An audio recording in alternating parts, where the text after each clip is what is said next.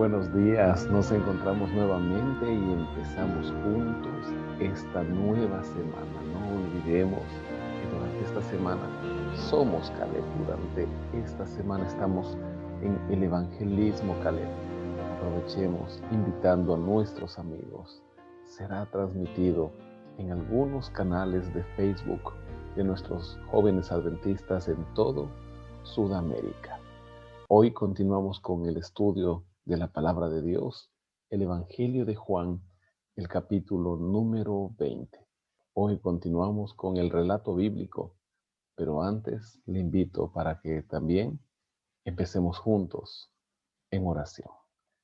Padre Celestial, agradecidos estamos en esta mañana por la nueva semana que nos regalas.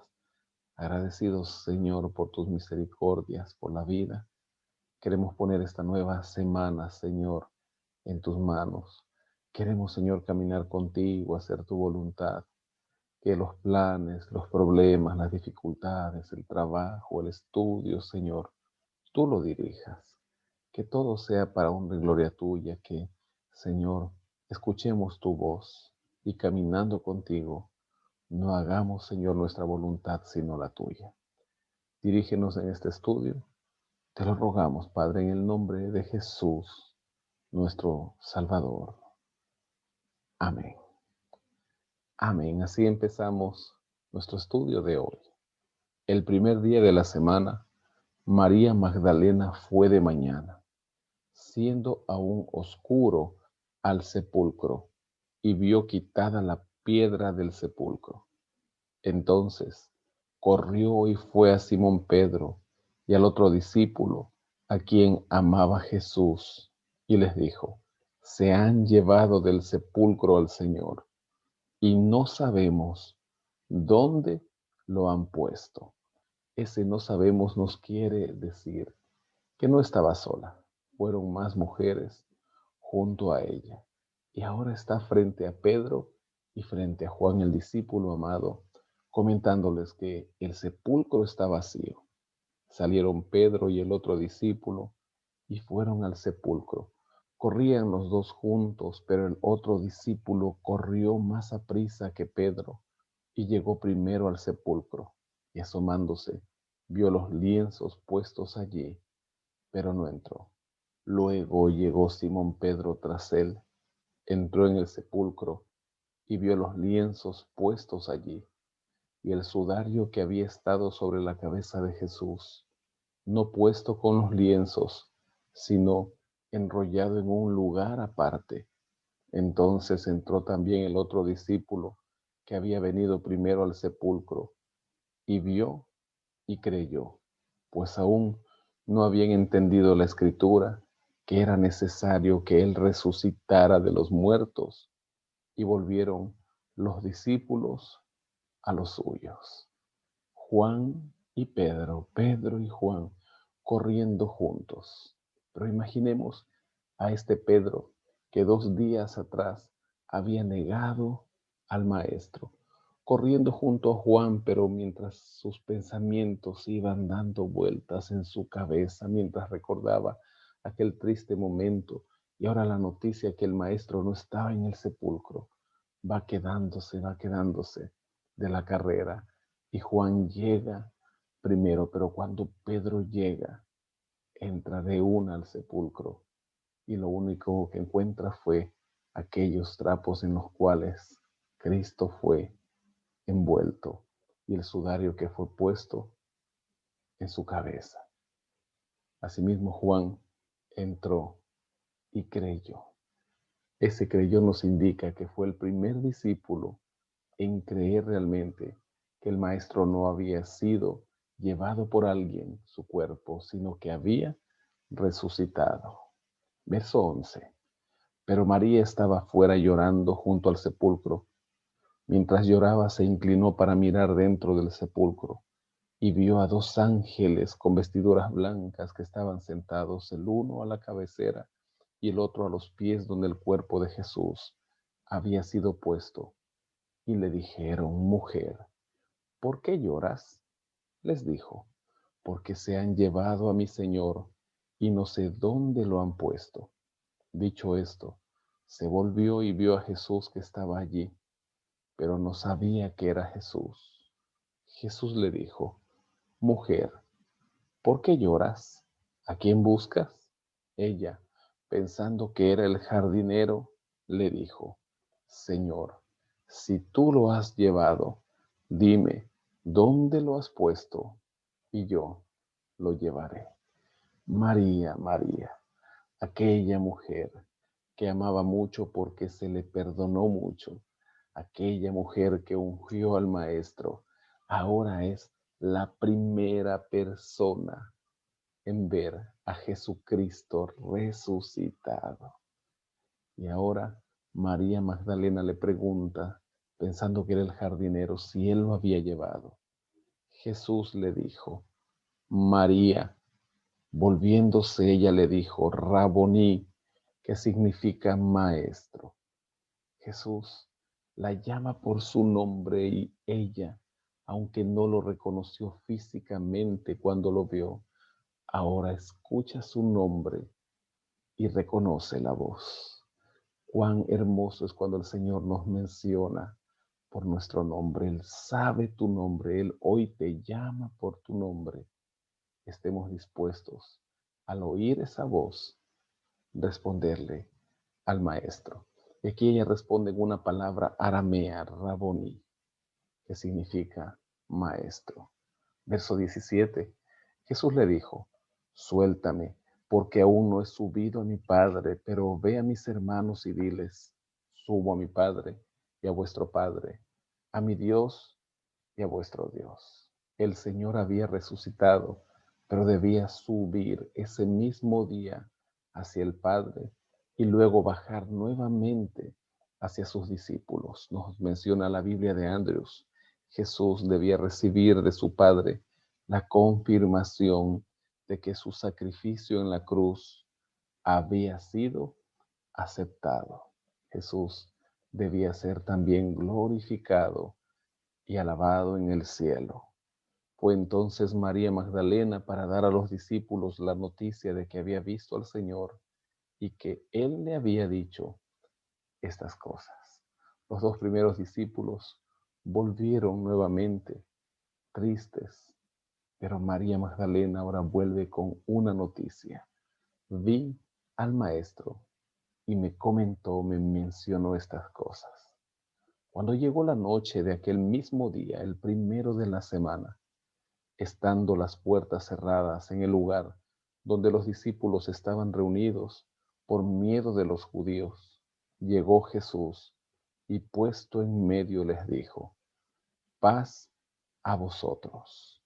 Dicho esto, les mostró las manos y el costado, y los discípulos se regocijaron viendo al Señor. Se presenta ahora el Señor a sus discípulos y les muestra sus heridas. El Señor mantenía su cuerpo físico. El Señor por la eternidad mantendrá su forma humana y será la manera de recordarnos que un día fuimos rescatados del pecado, que un día por la gracia de Dios alguien tomó nuestro lugar en la cruz del Calvario y ese alguien nos dio la oportunidad de salvación. Verso 21. Entonces Jesús les dijo otra vez: Paz a vosotros, como me envió el Padre, así también yo os envío.